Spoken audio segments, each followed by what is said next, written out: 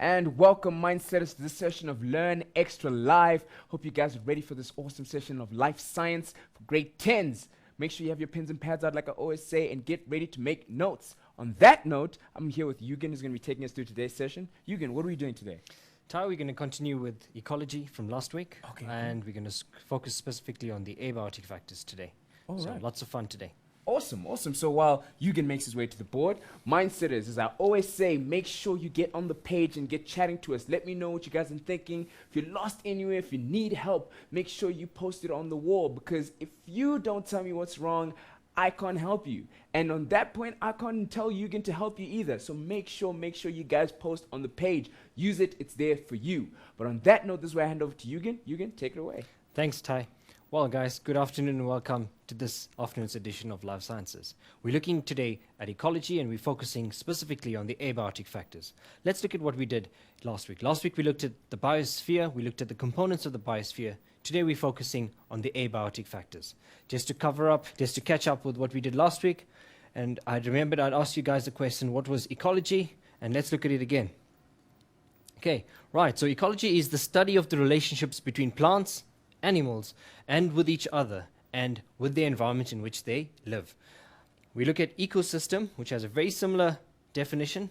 An ecosystem is the interaction of living and non-living components in an environment.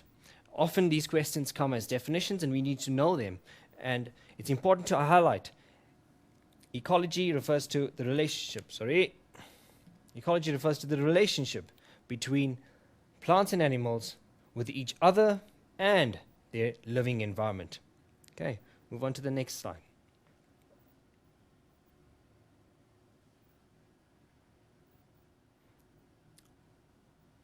Okay, when we look at abiotic components today, we're looking at three different abiotic components.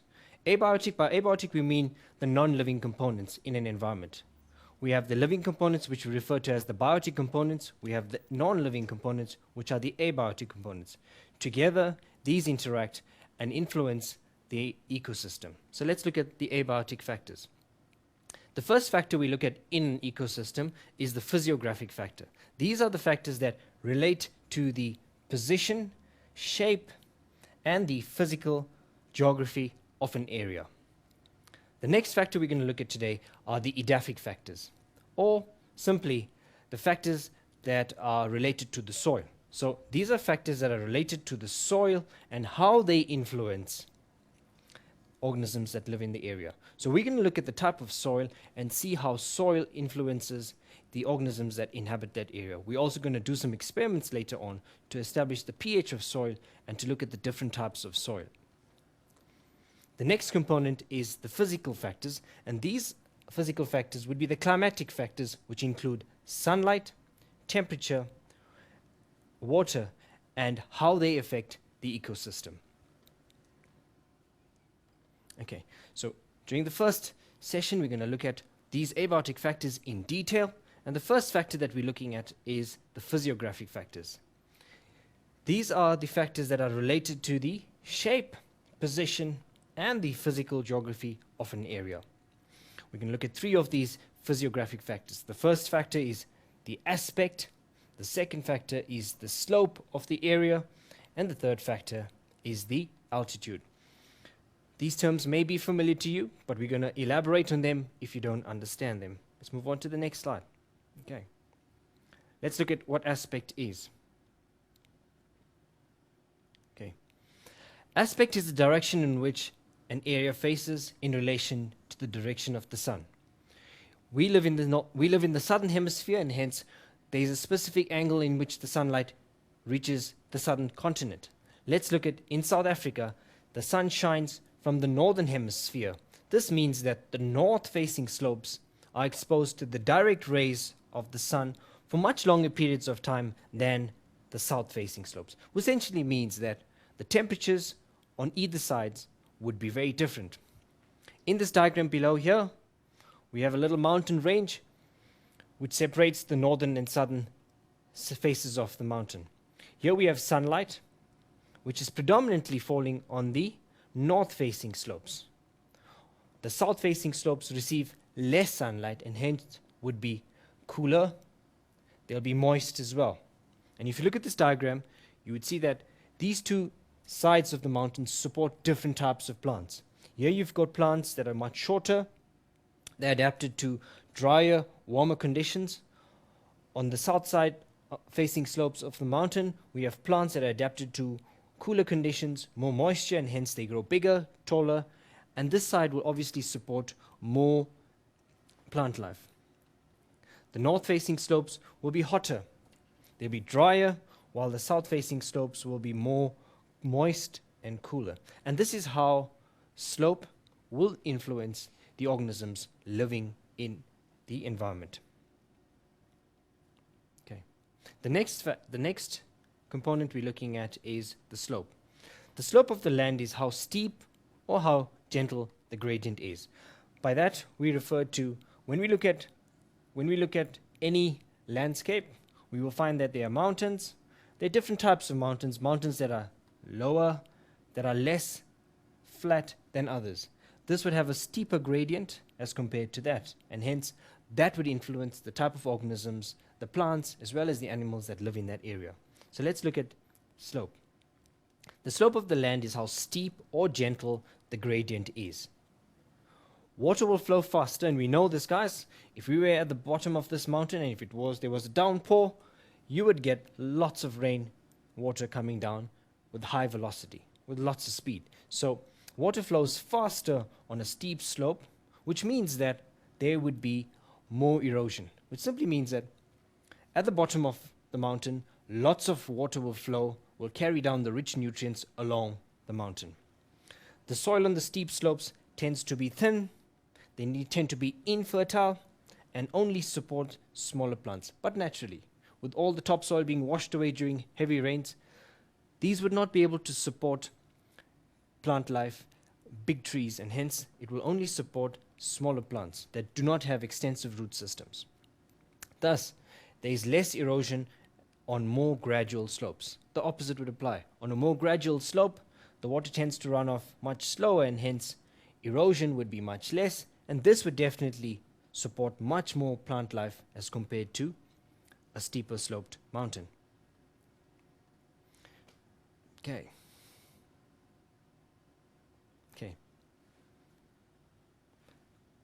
The next abiotic component we're looking at is edaphic factors. And remember I said at the start that edaphic factors refers basically to the soil and how the soil influences an area. In this we're going to look at several edaphic factors. We're going to look at the pH of the soil, we're going to look at the humus content of the soil, the texture, the water retaining capacity of soil, as well as the air content. We look at each one of these in detail. Okay. To sum it up, we see that edaphic factors are controlled by temperature, pH, nutrient content of the soil, which would be the humus, the texture of the soil, the water content, as well as the air. And all these factors will collectively influence organisms living in that area. Let's look at pH. We're going to do an experiment to determine the pH of different samples in a while. Okay. pH is basically a measure of how alkaline or acidic a water sample is. And we know that acid strengths differ. During our previous lesson, we spoke about how sulfur dioxide mixes with water and that precipitates down to give you acidic rain. That will influence and change the pH of water. And hence we need to understand the pH of soil and how it influences living organisms. pH is measured on a scale from 1 to 14, where we know 7 is neutral, where below 7 we have acidic content, and any medium that has a pH of 7 above 7 to 14 would be alkaline or basic. The pH of the soil determines the type of plants that will grow there, and this is fundamentally what influences plant life, the pH of the soil. If we alter the pH, plants will die out because they adapted to growing in a specific pH. Okay, here's a pH scale out of interest, and just to look at different compounds that you may have. And if we look at things like 7, most tap water would be 7. If we looked at some of the acidic content, so if we go down further from 7 down to 1, you'd have substances which are acidic. If we move above from 7 to 14, we'd have substances that are alkaline and that have a pH of 7.1 and upwards. Okay, if we looked at, and many of you have tea. Tea is acidic, and hence it has a pH of about 6. If we look at lemon juice, very acidic, very bitter, and you'd understand that it's obviously an acid. If we go further up, and if we look at some of our compounds in the house that are basic or alkaline, these would be, most of your olive oil would be alkaline. Your household detergents that you tend to use to clean at home would be alkaline. And hence these will influence the environment. How do these influence the environment? When we wash dishes, when pollutants are given off into water bodies, the pH of the pollutants will alter the pH of water. Okay, we're going to move on to the next edaphic factor, and that is humus content. Now, what is humus, guys? Humus is the organic content of soil. And basically, what would add to the organic content of soil? We spoke about bacteria decomposing plant matter and animal matter. The dead, dried leaves in soil all contribute to the humus content, and hence soil that is rich in humus content is very fertile. So farmers tend to rejuvenate their soil by putting in dried leaves, and they till the soil with the crops from the dried crops from the previous year, so that the nutrients enrich the soil and replenish the vitality of that soil. Let's look at, so soil with a high humus content is fertile and good for plant growth. And that is what essentially influences plant growth. The next factor is the texture, and this is what determines the different types of soil. So texture refers to how soil feels. And I know many of you do gardening at home and you'd often get your hands dirty, but you'd know that the soil feels different. What makes soil feel different would be the size of the particles. You've got particles that are extremely tiny, you've got particles that are rough and hard, and that is what determines the types of soil. So if we look at this, the texture of a soil is a result of particle size, and these particle size will influence the types of soil. Sandy soil is the first type of soil that we see, and we often go down to the beach and you feel that soil. It's rough, they're larger particles, and many particles are loose and they don't bind together unless they're wet, and you know that when you build a sand castle, it's very difficult to build one with dry sand. And that's because the particles do not stick to each other. They're larger particles and do not bond. The next type of soil is clay. And clay is made up of tiny particles that are soft, smooth, and they stick together when wet. And the reason why they stick together is because they're smaller and they tend to bond together. And this is why this may not be a preferred soil medium to grow plants in. Because one is that they trap the soil, they stick together, and they do not allow plant roots to grow deep into the ground. And obviously we come to the third type, which is loam. And loam is a mixture. It's a mixture of sand and clay.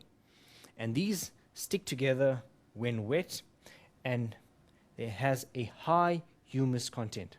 And essentially, this would be the most preferred type of soil to cultivate crop in. Then I'm just going to slide down a bit and show you the different types of soils. Here you can see a rich dark color, lots of organic material in there. Here you can see clay, particles sticking together, and here you've got sand, very loose, coarse, that runs very easily.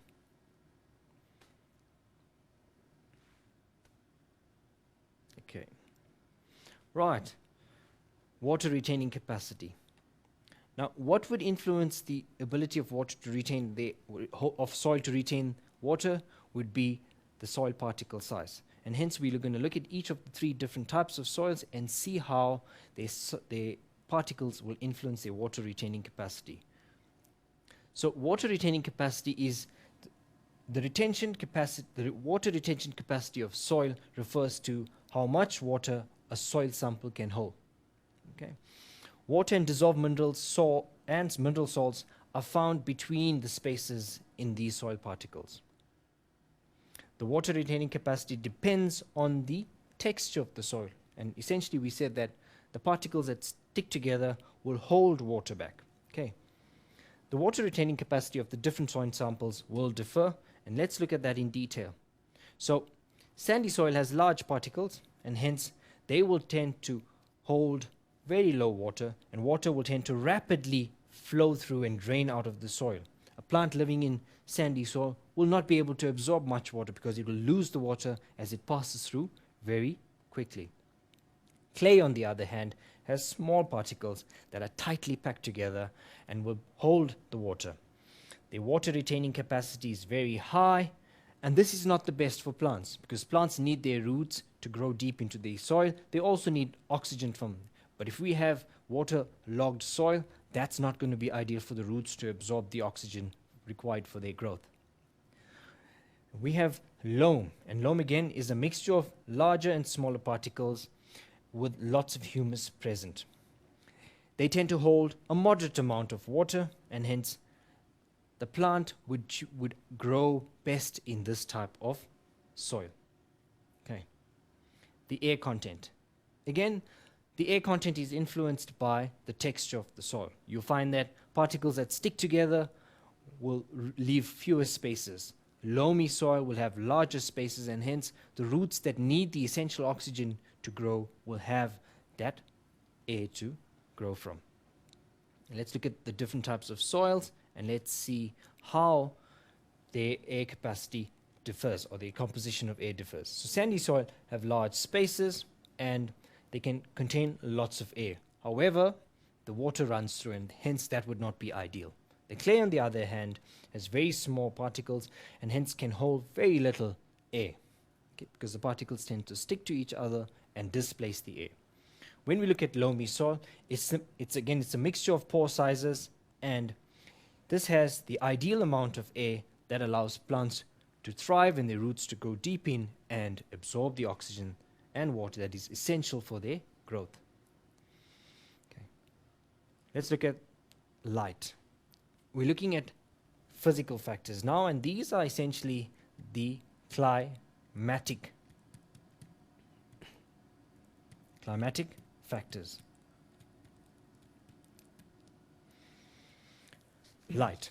Sunlight is the main source of energy in an ecosystem. We saw that plants need sunlight for photosynthesis. The sunlight intensity varies in different areas. You know that around your homes, there are certain areas that receive the sunlight in the morning, and there are certain areas that remain in shade for most of the day. And that influences the types of plants that you would plant in your garden. When you go to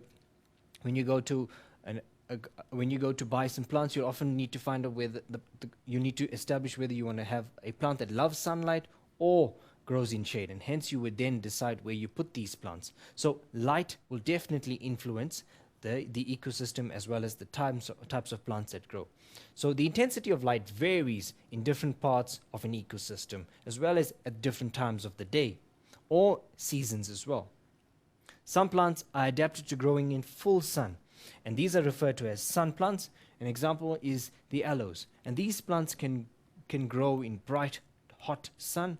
They don't need any shade, and they have adapted to growing in those conditions. And hence we see that sunlight can influence the types of plants that grow in an area. You also have certain plants that grow in shady areas, and we refer to them as shade-loving plants, and these are often the indoor plants. Some of the other factors that light could influence is photoperiodism, and this is basically describes the length of the day and the night. Okay, we're going to look at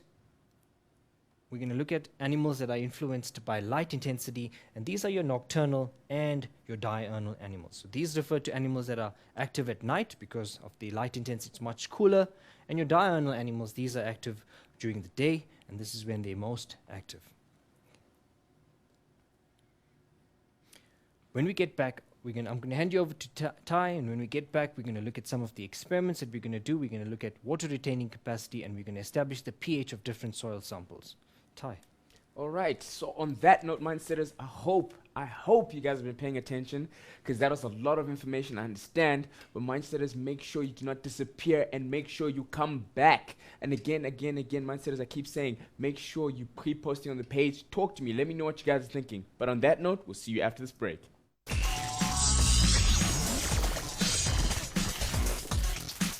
And welcome back, mindsetters. I hope you had a nice little break there.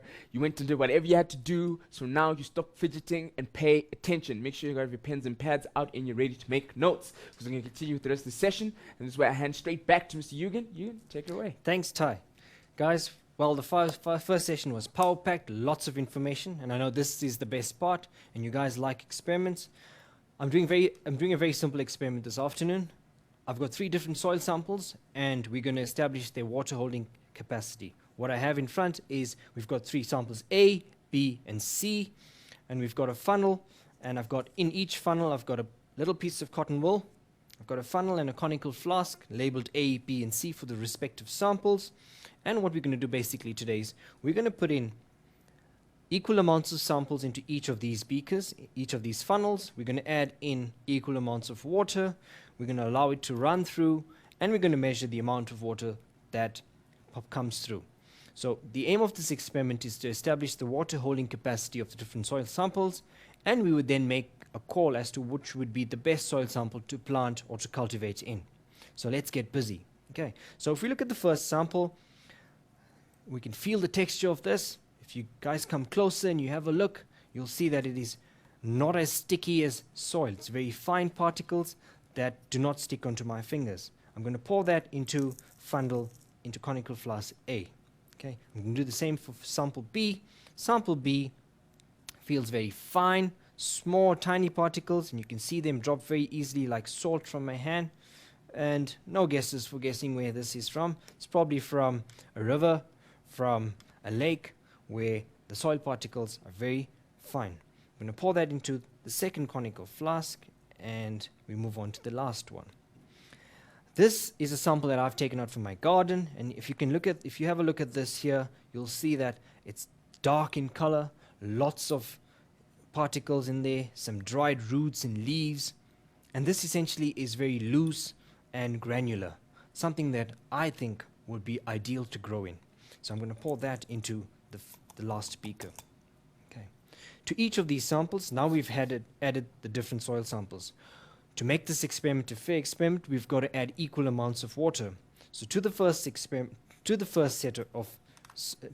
sample, I'm adding 40 mLs of water, and I'm going to allow that to run through. And I want you guys to watch carefully, and you're going to see the water percolating or dripping down gradually. Okay. Whilst we focus on that, I'm going to fill the next beaker with another 40 mLs of water, and that's going to go into sample B. And watch this, guys. We're going to expect lots of water to run in that. And the last sample, again, 40 mLs of water into that. And here you go, 40 mLs into the last sample. Okay, I'm going to give it a gentle stir with the glass rod. Likewise for each of those samples, a gentle stir to make sure that we facilitate the movement going through. Okay. Now if we watch this. Okay. So here we've got very little movement, very slow drops dropping through. Here in the second sample B, we've got water coming through, probably faster than sample A. And in the last sample, we've got water dripping through very easily, but not as fast as in the second sample. Okay, so we're going to allow this to stand a little while, and in about a few minutes, we're going to look at the different water samples and measure the volume in each of these samples. Okay, before we move on to the next experiment, I want to show you guys what litmus paper is and how to test the pH of different samples. Here I have with me, I've got three Petri dishes labeled A, B, and C, and we're going to take a drop out of each of these soil samples to establish the pH of the water in those samples. And by establishing that, we would know whether that soil sample would support life based on the pH level of that. So we said that pH was measuring how acidic or alkaline a substance or a medium was. Today we're going to be using LIT. We're going to be using a universal indicator paper. And this is a universal indicator paper because it can measure pH from 1 right up to pH 14. Okay. We also have different types of indicators. An indicator is basically anything that can tell you the difference in pH of samples. Here we have red litmus paper, which can also be used to determine whether a substance is alkaline or acidic. And we also have blue litmus paper, which could also be used to determine whether the substance is acidic or alkaline. Whilst I was on my way, I stopped along a mine dump and I picked up a soil sample, and I was very keen on establishing what the pH of this soil sample is. So along with that, we're going to establish what the pH of this soil sample is. Okay, so I'm going to add, and this will be quite interesting, guys, and often you notice that whilst you're driving along, especially in Gauteng, you notice that there's lots of mine dumps and they're white and very little plant life on there. Whilst we allow this to continue, I'm going to take my litmus paper from sample A. I'm going to touch it into sample A. I'm going to feel that, okay, we're not going to get very good results in that. Okay, into sample B. I'm going to place that upside down, and into sample C to determine the pH of that. Okay, I'm going to, okay, and obviously the unknown sample from a mine dump. Okay, I'm going to give that a bit of gentle stir.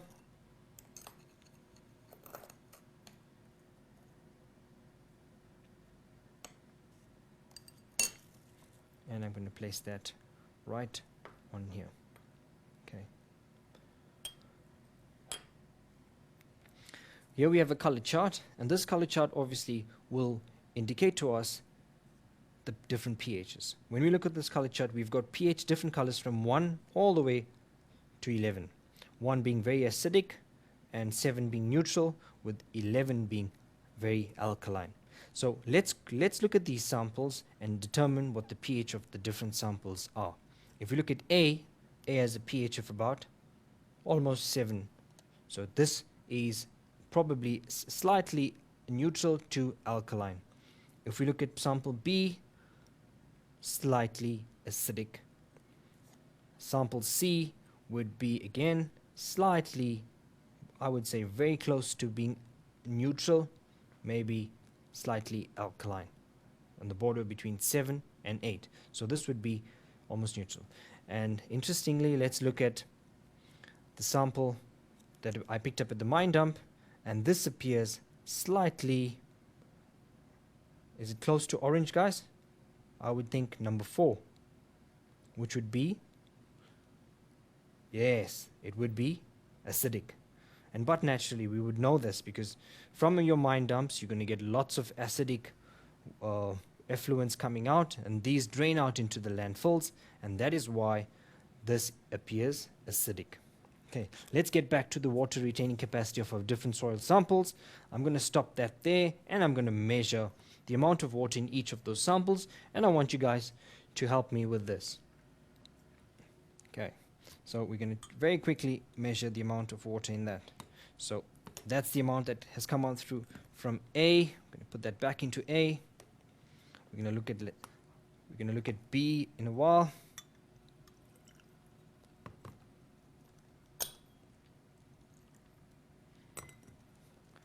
We're going to look at C as well.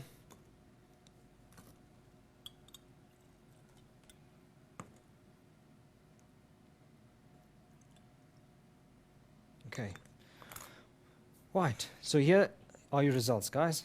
Here we've got sample A, which has a volume of about slightly less than 20. If we look at this very carefully, it's about 17, 18 mLs of water. And we initially, if you remember, we added 40 mLs of water. So you can do your maths and you can work that out. 40 minus 17 would be 23. So we've got 23 mLs of water that are still in this soil sample. Lots of water in there. If we look at this sample B, we've got about 20 mLs of water in there. So this also has passed a lot. So we've got still this draining through, and probably by the end of the day we would have all coming through. If we look at sample C has 30 mLs of water that have gone through. Okay, if you look at the sample, you'll find lots of leaves and dried organic matter on the top, which would be very rich. Okay, so guys, if we look at the results of this experiment, as to where we are now, you'd see that the different samples have different water retaining capacities, and this would influence the type of organisms that grow. Why?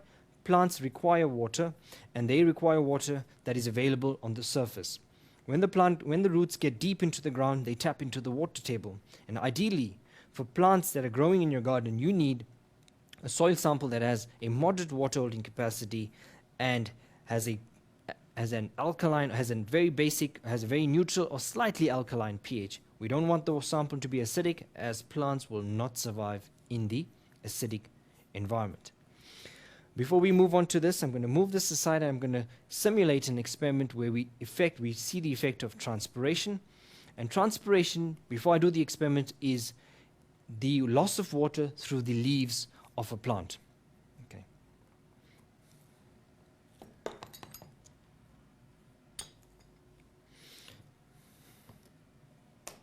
What I have here is a potometer, and if you guys have worked with one before, you'd know that a potometer is used to measure the rate of transpiration. And we said that plants tend to lose water because plants need to absorb water, and the water is lost through the stomatal pores at the base of the leaves. And this water loss influences the movement of water up to the leaves so that the plants receive their water for photosynthesis.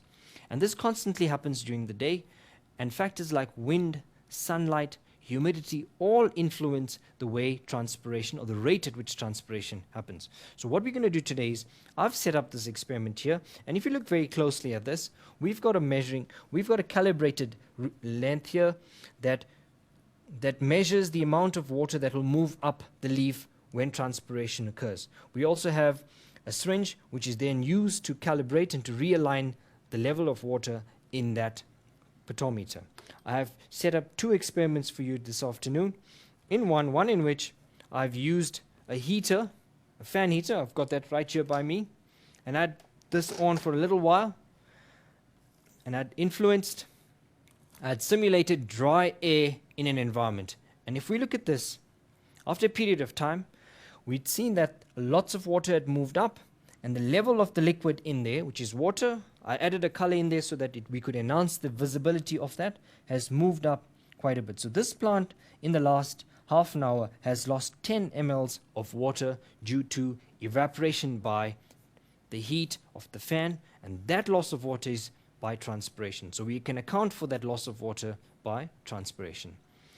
In this apparatus here, you'd notice that the movement of water has been very low or very little, because this was kept in an environment that was not influenced by any of the environmental factors. So what we're saying is that in this plant, no transpiration has occurred. So this plant has not lost water by transpiration because there were no factors like humidity, temperature, wind that influenced the loss of water. So guys, is transpiration important? Yes, very important. Plants need to lose water so that the water can be pulled up from their roots, and plants need the water.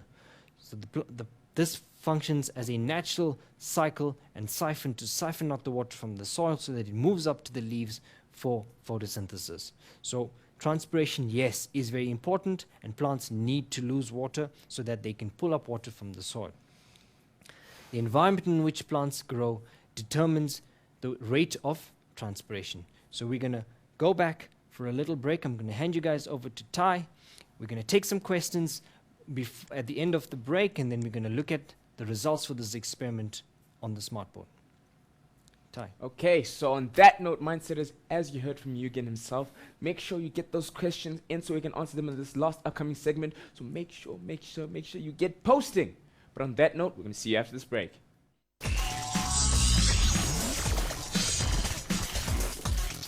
And welcome back, mindsetters. Hope you had a nice little break. You went and did whatever you had to do. If you weren't paying attention, now you need to start paying attention again, because we've got a lot more stuff to cover. So make sure you have your pens and pads out and you're ready to make notes. On that note, I'm going to hand over to Mr. Eugen, who's going to continue. Thanks, Ty. Guys, so that's the best part about life sciences, is the experiments. And remember that you don't need fancy equipment, you don't need funnels, you can try this experiment out at home.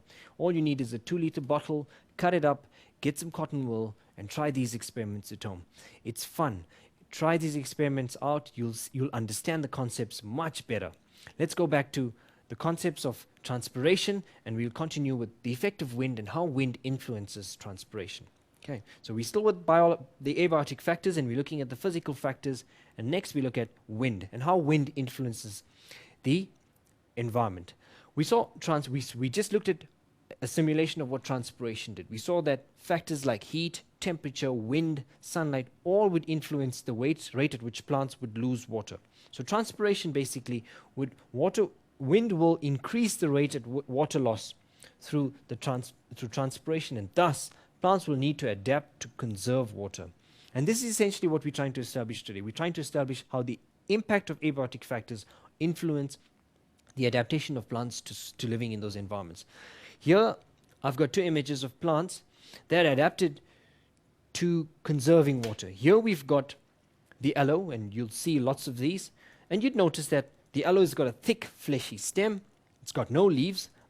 Those leaves have been adapted, or they've been thickened, and they've been modified so that they could reduce the amount of water loss. And remember that these are plants that live in dry, arid conditions that do not get lots of rainfall, and hence they need adaptations to limit the amount of water loss. Here we've got a plant where the leaves have become modified into thorns. This is an acacia plant, and lives in the it's classically found in dry savanna areas, and you'd see that these plants are faced with water shortages most of their time, and hence they need to have modified their leaves into hooks or thorns that prevent them from losing water. They would also have their stomata, which is, I'm going to extend this page here. I'm going to show you a stomatal apparatus very quickly so that you guys understand what the stomata is. At the base of a leaf, guys, you'll find that if we look at the ventral surface of the leaf, right at the bottom, guys, we've got a single layer of cells. Okay, these are the epidermal cells. Okay, I'm going to do this again, guys.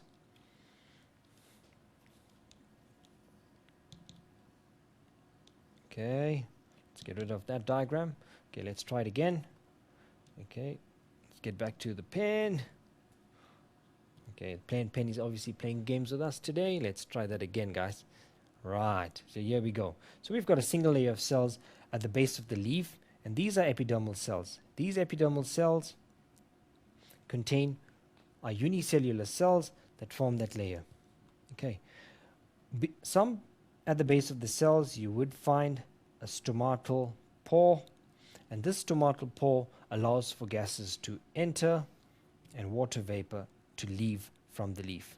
If I were to draw this in a cross section, that is what the stomata looks like, and this is what controls the movement of water into and the movement of gases, carbon dioxide, and so oxygen moves out, water vapor moves out, and you have CO2 moving into the leaf for the process of photosynthesis. So these plants would have their stomata sunken deep inside the lower surface of the leaf to reduce the rate of transpiration.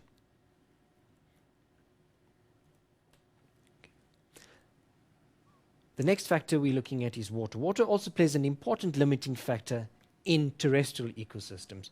By terrestrial, we mean ecosystems that are on land. Water will not be a problem for plants that are aquatic because they live in an abundance of water. They would have adapted to living in water, but they would have different challenges of sunlight, and hence we would look at that in a while. So a limiting factor means something too much or too little of will influence the way the organism inhabits that ecosystem. Forests have high rainfalls and large number of plants and animals. If we look at deserts, they have low rainfall, and hence their plant and animals that live there are adapted to those dry conditions.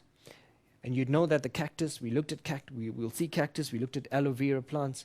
These plants are adapted. They've got thick succulent leaves that store water. Their roots are very superficial so that when it rains, they absorb all the surface rain.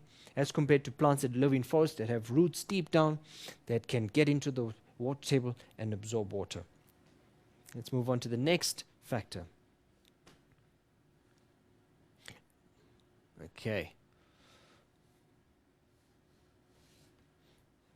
Sorry guys, let's do this. It's my preferred site. Okay, let's look at, right. So, aquatic plants, an example of this is a plant that lives in a mangrove. These are plants found in estuaries along the coastal regions where a river meets the sea mouth or the sea. At these areas, you'll find lots of these plants that live on the river banks are adapted to living in conditions of low tide and high tide. During low tides, these roots are exposed to air. During high tides, they submerged. And hence, these plants would have adapted aerial roots that basically grow against gravity to absorb air from the atmosphere. Okay, so you can see that these are roots that are adapted to being airborne. When the tide drops, these roots are exposed and they absorb water from they absorb air from the atmosphere. Okay, that takes us to the end. And here if we look at these slides, you can see here's the sun. We've got different slopes in the environment. We've got lots of rich soil here, cooler moisture areas supporting nice growth of trees.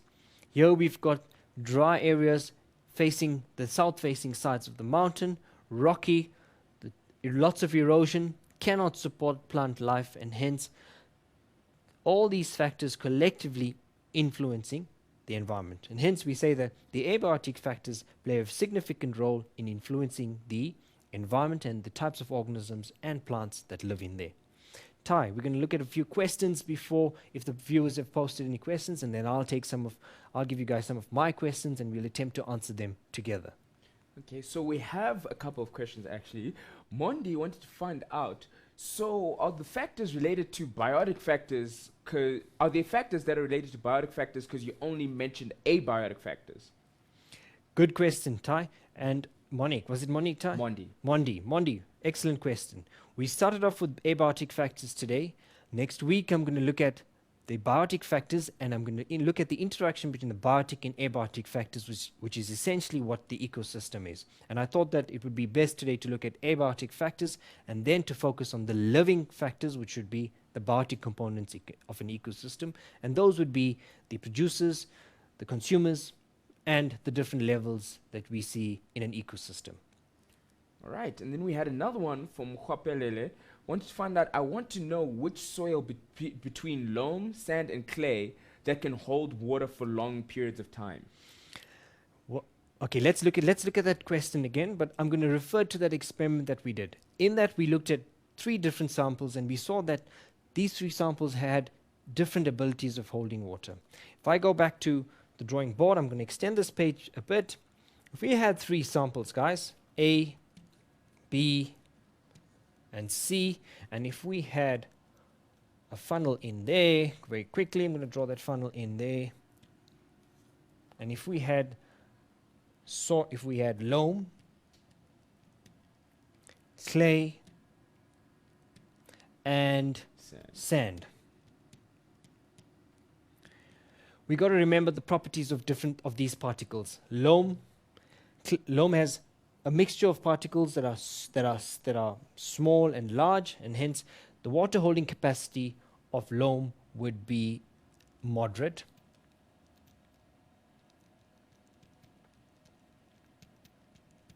If we looked at clay has got extremely fine particles, and hence it would tend to cling together, stick together. And you know that Play-Doh, guys, if you were to wash your hands after playing with Play-Doh, it doesn't get off your hand because it sticks together.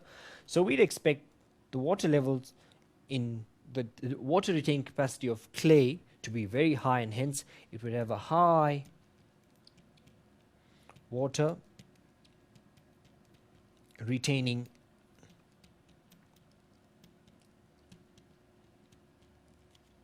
capacity. If you look at the third sample, which is sandy soil, and we said that that if you guys play at the beach and when the tide comes in and all the water goes down, Why does that happen? Because those particles are loose. They're coarse particles that do not trap the water, and hence the water runs through easily. So we would find the most amount of water coming through from the different soil samples in. So it will have a low water holding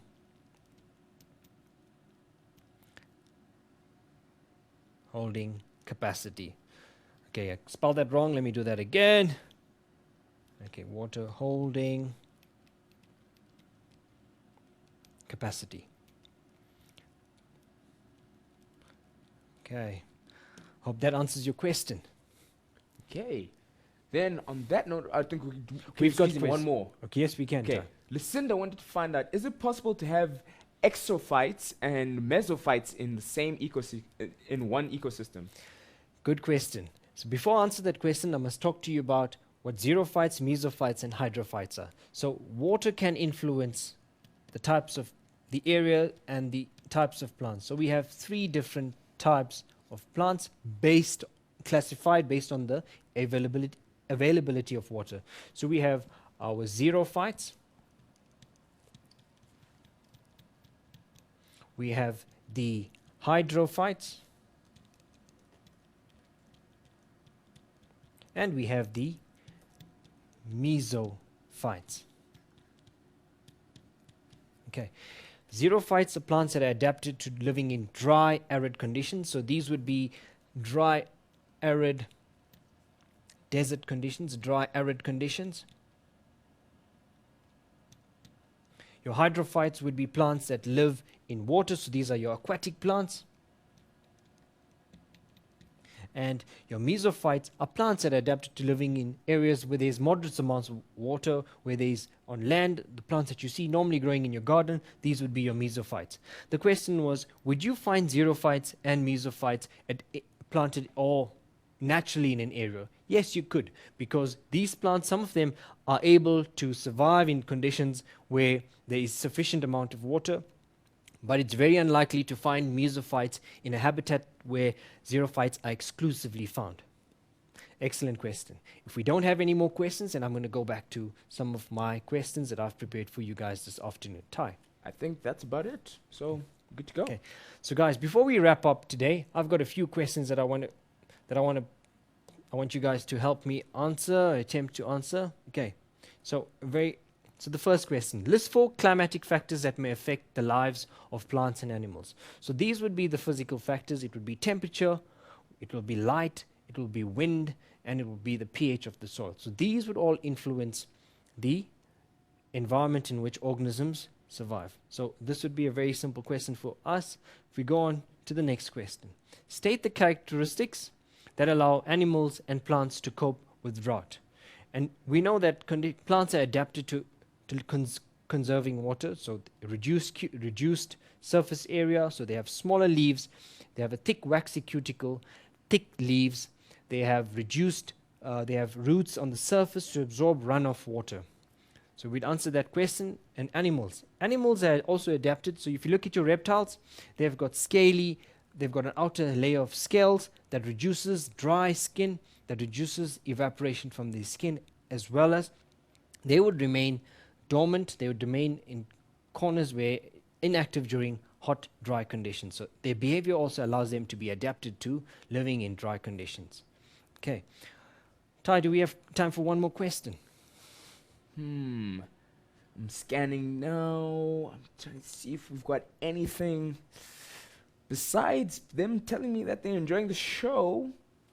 There's not much there, so I think we continue. Okay, excellent. So we've come to the end of today. We've got the last few seconds left to wrap up, and all I need to stress to you about is that we've done today the abiotic factors, and you need to remember that it's only a portion of an ecosystem. We need to look at biotic factors next week, and we will look at that in detail and see how biotic factors and the food chain and ecosystems all tie up together. Over to you, Ty. Okay, thank you, Mr. Eugen. Wow, that was a lot of information, and I hope mindsetters out there made sure that you had your pens and pads out, like I always say, because these guys are very important notes for you guys to study and for your guys' exams. So make sure you're always talking to each other and on the page. And as I always say, it's always good to work in groups. So make sure you tell a friend, tell another friend to make sure they get on the page, then work together, then all of you work together and post. Whenever you guys have a question or something that you want to find out, you just hit us up on the page and I get the questions as the teacher. So make sure, mindset, is that you keep using the page. And you know the number. I'm thinking it's a cell phone now. I'm so old. But anyway, you know the page, www.facebook.com/learn extra. And also, if you want, you can also tweet me at Learn Extra, because we've got multiple ways you can talk to each other. So make sure, mindsetters, as I always say, keep chatting, talk to each other. And if you see a mindsetter in trouble on the page, don't just flick past and scroll down. Make sure that you guys talk to each other. But on that note, this is where I say, cheers and next time.